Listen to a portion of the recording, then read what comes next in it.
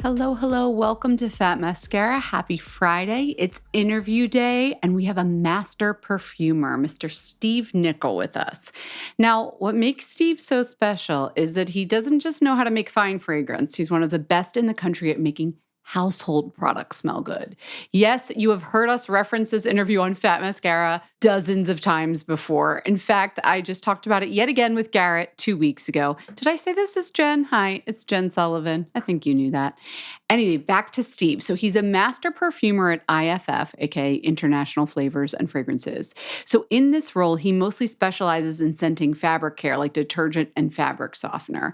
And this is that interview where your mind just gets blown. You're going to learn so much. You didn't even know this was somebody's job and how important it was. So you're going to learn a lot. I love this. It's truly one of my favorite Fat Mascara interviews of all time. And it originally ran in 2019. So I hope you enjoy it. I know we took Wednesday off for my birthday. Thank you for indulging me. But in case you were wondering, we will be back next week on October 23rd with all new episodes. Okay, let's get into the interview with Steve. Here it is.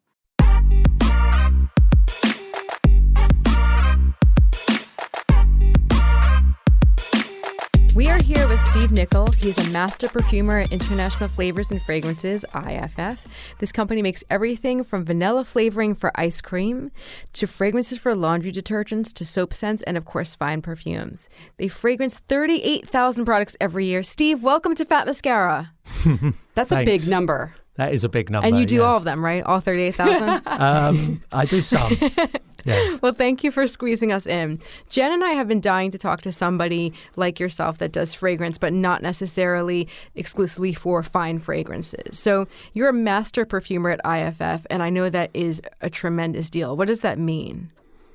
I think the perfumery profession is very much like some of the other professions. So we have where we start as an apprentice, and then basically over the years you develop your talent, and you basically grow through various positions, and eventually you kind of reach the stage where you're considered a master. Is that the highest level? Yeah.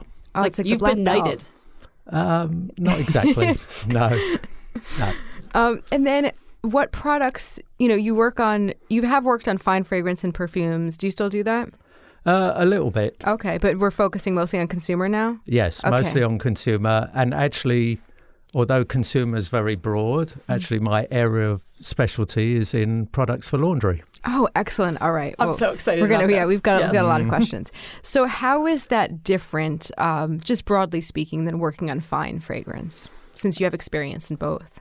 So I think that there is quite a difference in that not only do you have to create something that people like, but you have to take into account the fact that typically the fragrance is at a much lower level, that you have to put it into something, and then typically it goes through a process, particularly in laundry. So you think, if you put a fragrance into a fabric softener, what's going to happen to it? It'll get hot, right? Well, and it goes through a wash process first. So some of it gets washed away, some of it's left. But then also we try and deliver really a good consumer experience at all the different phases where they interact with it. So when you put it in the machine, when you take your clothes out, that nice smell that you get, that's the fabric softener. When you take it from the tumble dryer, that's the same. We're delivering there. But then also people are expecting more and more from the fragrance. So we have to make sure that we deliver something that really delights them when they take it out of the cupboard, because they're going to wear it after a week, 2 weeks. It really depends what it is. So chemically speaking, do you do things differently to get them to sort of stick around longer? There are different technologies that we use that help the fragrance survive through the process. Yeah. And what about the fragrances themselves? Are there trends in laundry and consumer product fragrances? Absolutely. Oh, look at him. Absolutely. He's ready. Oh, yeah. So what's trending, Steve? So if you look at the kind of historical position of laundry, the fragrances that people would deliver were all about freshness and cleanliness, because that's a basic function, right? You wash your clothes, you expect them to smell clean and to smell fresh. But what's happened is people then start to say, okay, well, I want clean and fresh and I want something else. Like something like for special occasions? Or something that's more sensorial, more experiential for them. So they want something that maybe reminds them of that night out, or, maybe a trip down to the beach or things like that. So they're trying to get something that's more differentiating. The interesting thing that we've seen in laundry is actually we're seeing more what you would consider as like a beauty element coming into it. Mm-hmm. So the fragrances that connote kind of a well-being or a sense, a feeling of that. That's really where we're tapping into the consumer's emotions. What does that mean in terms of scent, since we can't smell them here? What does the well-being scent smell like right now? Some of those are things, we're introducing notes, some really natural things like lavender and some of the other herbal notes come in. Mm-hmm. And those people, when they smell them, it makes them feel, I feel better about myself with this. Mm-hmm. Can I just say I'm obsessed with my dryer sheets right now, and I know you're not allowed to say what you've worked on, but truly just opening the door makes me happy. It's 7th generation lavender, but there's like patchouli in it. Mm-hmm. Really? Look at it. Is he blushing? Are you a closet hippie? I think I am, but also got a hippie streak. Do you think he made it and he's smiling because he actually made that product? I think he would have to kill us first. But what I hear you saying is that lavender and those kind of scents are starting to, like herbal and that kind of thing, right? Well, I think what we're seeing... Spa scents. Yeah, I think what we're seeing is that, much like in other categories, people want to have a personal experience. So you see much more variety of fragrances around now, and people want to be able to customize. So they may take a detergent and match it with a particular fabric softener, and then they might use a dryer sheet or a scent booster. It's like Joe Malone Mix-In has nothing on, absolutely. the detergent bins. And it's really incredible because if you look online, you find that there are all these blogs of these people who are making combinations and suggesting combinations. Oh yeah, it's very, very cool. I've got to get into deep laundry when I get home. The deep laundry web. It's just like probably a Reddit. I was supposed to go to a Reddit thread. We know that these kind of spa scents are really, happening right now. But what's totally out of vogue, or was there something that was a total bust? So I think the thing is that in consumer fragrance, there's another element of it which is very different to fine. You can create a niche perfume, right? And you can go out and maybe 5% of women absolutely love it and they'll buy it. You'll be a huge success. I can tell you that if I created a laundry fragrance that only 5% of women love, I'd be out of work. Mm-hmm. The level of acceptance that we have to get for our fragrances kind of drives us down a certain way. And so typically things are never like a huge bust. Right. It's more like there's a cycle. Far. Yeah, it gets screened out along the way because those really out there fragrances just never make it to the market. And when you say screened out, is that in like market research where you bring a bunch of people in to sniff towels or something? Absolutely. We do mainly two different types, apart from our experts. Mm-hmm. We have consumers come in to us and we'll take them into a sterile environment, which has washing machines, and we show them laundry that we've done and say, what do you think of this, basically? But also we do home use tests. So we give them product to take home. And that's really interesting because then you find out how they actually use the products, which is often very different to what it actually says on the pack. How are people using them? So they may overdose or, like I said, they make their personalized concoctions. Their Joe Malone blend. Absolutely. Yeah. And so I'm going to start doing that. Yeah. In America, when people think of laundry smell, we kind of all have that same smell. And I don't know how to describe it, but I'm sure there's molecules. What is that smell from back in before now when it was spa and it was changing and everybody's mixing and matching? What is that smell that everybody knows? Is it musk? There was musk that's part of the fragrance. But yeah, it's, the classic fragrances for laundry, tell us, were driving freshness, cleanliness. But what are those notes? Are they like flowers? No, more of like the herbal, the citrus side, aldehydes. Those tend to push like freshness and cleanliness. How would you, Jess and I know what aldehydes are, but how would you describe that to like a lay person? So the aldehydes have a smell that's almost like the smell of hot metal. So if you're pressing clothes, if you think about the way the iron smells when it gets hot, it has that kind of crisp, clean impression that also makes people think of outdoors, because when you go outside, you get that whiff of ozone. And it's kind of like in that area. And so that's a popular note to put into laundry. Absolutely, because anything that we can put into it that makes people feel like, you know, the problem today is we dry everything indoors, right? You throw it in the tumble dryer, you go away, you come back. Nobody dries outside anymore.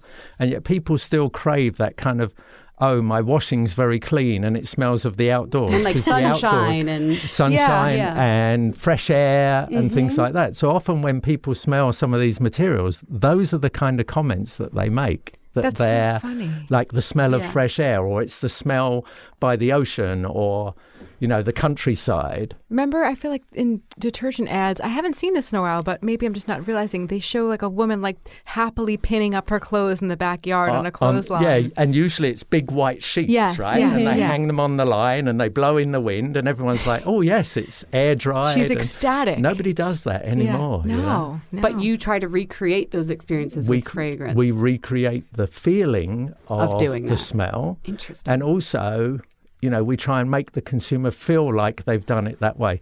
Because at the end of the day, you know, doing laundry is very unrewarding. Right? I mean, it never ends. This job is never complete. And, you know, when you talk to consumers, what you hear is nobody ever says, oh, thank you for doing it. It's always like, oh, if your mum washes your shirt and there's a stain on it, you'll tell her, right? But how often do you go back and say, oh, thank you, this is all really clean? I feel like I need to call my mom right after this, because that woman did so much laundry. For so many years of constant. But so my job is to try and put them and help them emotionally to have a better experience while they're doing this basically thankless task. I love that.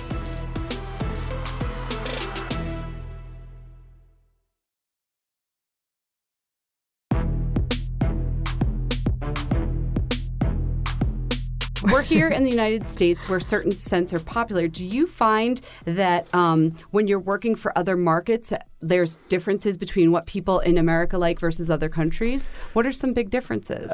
It's not just the differences, but it's also the process that changes. Okay. So the differences... I'm just going to move you slightly back to the mic. There we go. Okay. See, I get carried away, unfortunately, because I'm quite passionate about what I do. No, I love it. I love it. So there are regional tastes of scent. You know, in the US, the scents that are very popular are things that people are so familiar with. You know, we talk about things like mum's apple pie, vanilla, scents like that people really love. I think you even mentioned, oh, what about baby shampoo or baby powder? Yes, those are the things we grew up with, so we recognize them. The fact is that those equivalents in other markets are not the same thing. Even the baby products that are used in Spain are different to the ones in US. So even though you talk about babies to an American consumer or somebody from Spain, it's a totally different concept. They don't think of Johnson & Johnson baby powder and milky baby head smell? What do they think? What are they thinking? They're thinking of colognes that are orange flower, neroli, because that's what their products smell of. So that's a more nostalgic scent for Spanish consumers. So how do you familiarize yourself if you're working on a brief for... A lot of traveling and a lot of experience, And then we have local people who specialize in looking into it and understanding it. But that's why it takes so long. You know, I've been doing this for almost 40 years. Oh, wow. And it takes a long time to start to understand and appreciate the various intricacies of the consumer around the world. What was a scent that really surprised you from another place? You know, you mentioned the orange blossom and the cologne waters. That's interesting, but it's not, you know, wow, shocking. Was there a scent that you're like, oh, this is very appealing? Appealing or just unappealing? Just unappealing. Tell me the unappealing one. This is appealing, question mark? You know, just kind of, you know, what's been an interesting surprise along the way? So you can tell from my accent, I wasn't born here. No. So I've been in the US about 25 years. When I came here, I had very European tastes and was told that the fragrances I was creating were much more European, because in Europe, they tend to like more of the green aldehydic characters.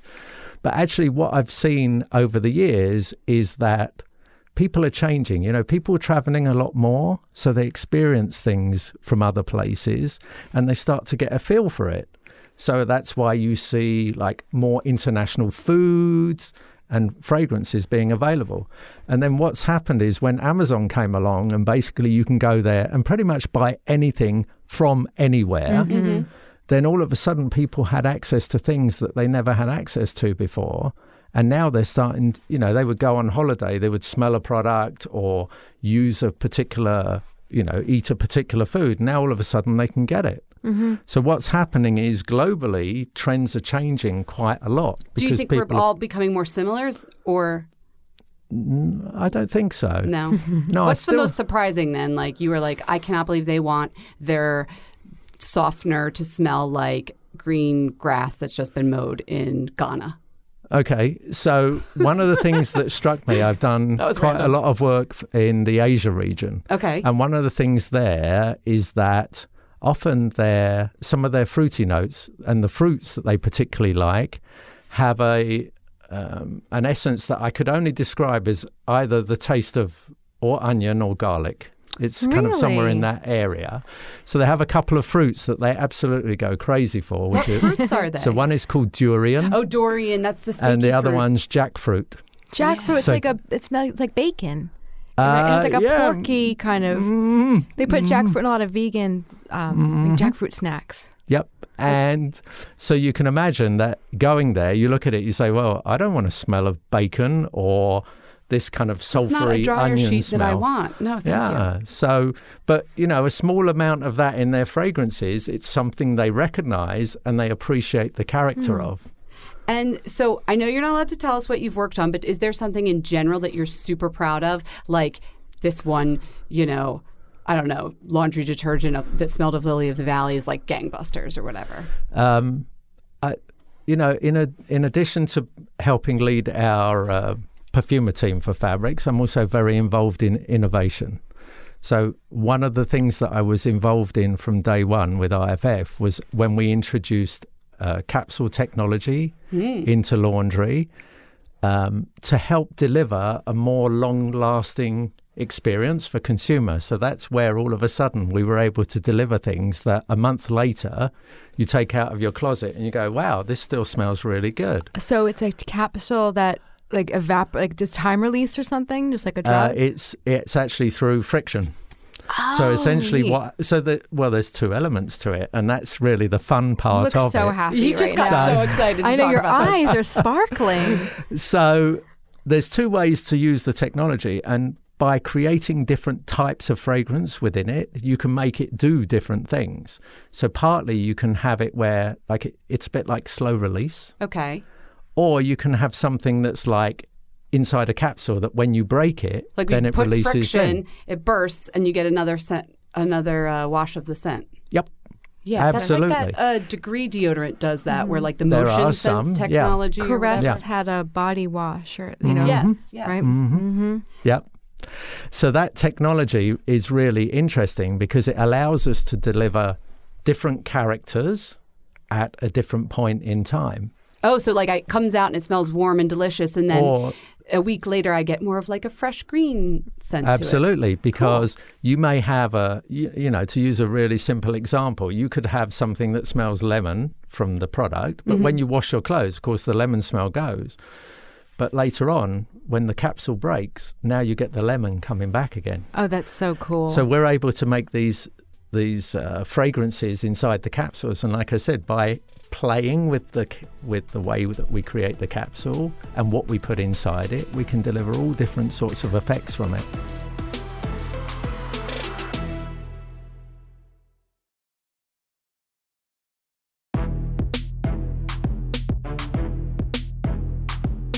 I know Jess's question. Before you ask, I just thought of something. I can picture somebody sitting here listening to this and being like, they're all chemicals and they're all just rubbing all over us all the time and causing us health issues, and synthetic fragrance is the devil. What do you say to someone like that? fragrance ingredients are heavily tested to make sure that He's they're like, I have safe. to go through months of stuff to get you on the market. Okay. Yes, He's not smiling not anymore. Not months, years. Really? Years. It takes to develop a new molecule and to go through all of the testing, all of the safety, all of the registration takes probably a minimum of 4 years and potentially up to 7 years before you can actually use it. And we're talking about like for cancer, for allergies, for any sort of health concerns, right? I'm talking about fragrance. Yeah, no, but I mean, like, you have to but- test for all those things. Oh, yeah. So we test, for skin sensitization, for potential carcinogens, things like that. I mean, it's really extensively tested. I'm so glad you asked that, Jen. And that's a great point, because we do hear a lot, like in the beauty space, about, this product might do this, or there's a lot of information floating around. So I don't think people realize that the scent is really tested just as seriously as other ingredients. So. And sometimes more so. It sounds like more so. Yeah, 4 years. And there's a whole, you may have heard of IFRA, or the International Fragrance Association. And they really kind of, between them and RIFM, they kind of oversee the testing of the ingredients to make sure that as an industry and morally we do the right thing. So we make sure we test thoroughly to make sure that we don't put something into a product that's going to cause a problem. That's reassuring. And now let's talk about the actual, you've got the fragrance, you know what it is, it smells like the ocean, or it smells like a pine forest, whatever. Do you sit down with the people, the copy people, and come up with the name? Do you have any the hand in marketing it? people over at Snuggle or whatever? Yeah. So usually our customer has a huge marketing department, and basically it's their job to do that. There have been occasions, but they're quite rare, where actually we'll come up with our own concept and name and actually go and show it to a customer and have them say, oh, okay, yeah, I think that's a really good thing for us. And then they've gone ahead with it. But that's quite rare. Do they pay a premium for that kind of work? Because you're doing... No, look at him shaking. Nope. No, but you got a new customer. I want to shadow you. We at got a work one day. customer That sounds fun. who's happy. That's good. That's the thing. Yeah. And I mentioned like an ocean scent, because I always think of ocean scents when I think of laundry detergent. So that to me is like a clean scent. But what constitutes, like, why do marine scents connote clean? I think because, as we kind of mentioned earlier, anything that makes people think about like outside, fresh air, ozone, those kind of things, there's just this natural connection to the fact that, those are going to smell clean and fresh. Mm-hmm. Like a rainstormy kind of smell or any sort of... Any of those things. And so that's why I think, people really like them, because it reminds them of the outside. And I have another question. Go for it, Jess. Is there a scent that you really want to do? There's so many. Yeah, I think it's... Or something part of nature that you're really inspired by, or something like that. We have a whole program where we look at headspace of some natural things. So what does that mean? Headspace is where basically we have little detectors that we put close to something, and then they basically, without actually impacting on the product at all, they can kind of capture the smell of it. So for instance, we can go and capture the smell of apple blossom on the tree without actually doing anything to the apple blossom itself to damage it or what have you, but we just capture the smell that's in the air. So a lot of those have become really interesting. And then sometimes there's some things that you use that are kind of a bit out there, and then I always like a challenge, So if somebody says to me, oh, you can't, that's usually like the check effect says, okay, off you go and prove them wrong, So sometimes we've had things that you would say, wow, how on earth would you use that? Like a weird molecule. A weird smell, like the smell of horses. How would you bring that into a fragrance? Hay. Well, hay is not horses. Yeah, but it makes me think of horses. Right. So we actually had something that captured the smell of a stallion. And then the fun part was figuring out how to use that so that people didn't pick it up and go, oh, this smells like a horse. Was this for a laundry product? Interesting. Like, what company was like, hey, we want We want the stallion scented soft This detergent. is fascinating.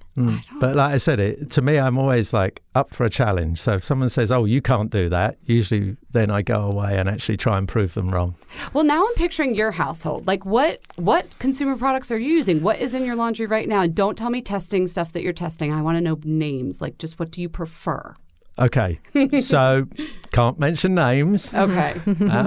But it's more about what I try and avoid. You know, I smell so much all the time that I try and avoid anything that has technology in. You know, we talked about the capsules. So the risk is, of course, if you put something through the wash and then you have a capsule and it can work for a month, well, I can't be smelling that when I'm trying to create... unscented life.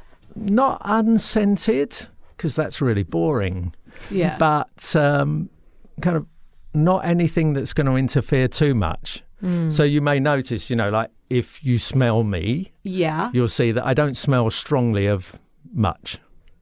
Do you? Is this like because you eat different stuff too? Partly, but also the products I use, we tend to use things that don't have a strong fragrance. Wait, so does this mean don't worry, we're in a small room, and yes, I do use deodorant. I smell nothing right now. No, I don't but smell like, does this mean like no curry while you're working? Because like not during the week. Weekends, fine. Really? So you actually I avoid like spicy food. Because they come out Monday in your sweat. to Thursday, yes, because you sweat them out. So obviously you don't want to be working on something and in the meantime you smell of yesterday's curry or the Mexican, burrito you had for lunch. Nope, none of that. What's like a sample lunch for you? I'm picturing just like a little piece of boiled chicken. I'm super boring. I'm super boring. Usually it's not anything really special. It's just that I don't go for anything that's too flavored. So, for lunch today, I had a ham and cheese sandwich. I'm sorry. I'm sorry, that's super adorable. boring. That's super really boring. cute. No, not at all. And I'm vegetarian, but just seeing you say ham and cheese sandwich. Well, okay. And for breakfast, I had oatmeal. So, oh, wow. Okay, you keep it simple. Yeah. Keep it real simple. Yeah, but then he's over here making soap with stallion sweat. So it's all relative. Is there anything else you have to do to sort of keep your nose in shape? You're a master perfumer. Your job is to identify things immediately. Do you have to do exercises or anything? When you start as an apprentice, your day is spent smelling like nonstop, to the point where it often happens because when you're smelling materials, it tends to dry your nose out. Yeah. So you have to watch out. So all the youngsters, because I mentor and train a lot of our youngsters. And so through that, I always say to them, go to CVS, buy that saline spray. Make sure you carry it around with you. It's going to be like your medical kit as a perfumer, because there will be times when all of a sudden you just start with a nosebleed because you've dried your nose out smelling materials. Occupational hazard. Exactly. Are there people walking around IFF with little nosebleeds or It doesn't happen so often, but when it happens, it's especially for people who are, learning to smell and they're trying to smell a lot. Yeah, blood has a smell, so it's like all of a sudden this was really iron. Well, and a lot of iron notes in this one. It's very hard to smell when your nose is bleeding as well. Wow. But that's one of the things. So what do I try and avoid? In the winter when it's dry here, and the humidity's low, I have a humidifier going at home. I do have my little bottle of saline that I carry around with me just in case I need to flush my nose out and things like that. And generally, it's just take care of it. It's like any instrument. You don't want to abuse it. Is your nose insured? You have to ask Carol on that one. Yeah. Carol works at IFF, and it's like Tina Turner outside. and her legs, but Steve's nose is like got $1 million policy It's the on golden nose. How many master perfumers are there before we let you go at IFF? At IFF, I think we have 5 now. And how many people work at IFF? That one's a Carol question. But like hundreds? Perfumers, we have about 100 perfumers. And only 5 make it to master perfumer. So far, yeah. We're lucky we got your time. That's pretty impressive. Well, you need to take care of your nose because we need all of the fabulous products that you're making. Thank you so much for coming on Fat Mascara. Thank you. You're very welcome. We hope you enjoyed the show. It's your reviews and feedback that help us make the podcast even better. Head over to iTunes to rate and review us, or email your thoughts to info@fatmascara.com. We also want to answer your beauty questions and hear what products you love. To share a Razor One product review or to ask a beauty question, email us at info@fatmascara. If you send it as a voice memo file, we can even share your voice on the podcast. You can also do that by leaving us a voice message. Our phone number in the United States is 646-481-8182. Thanks so much for listening.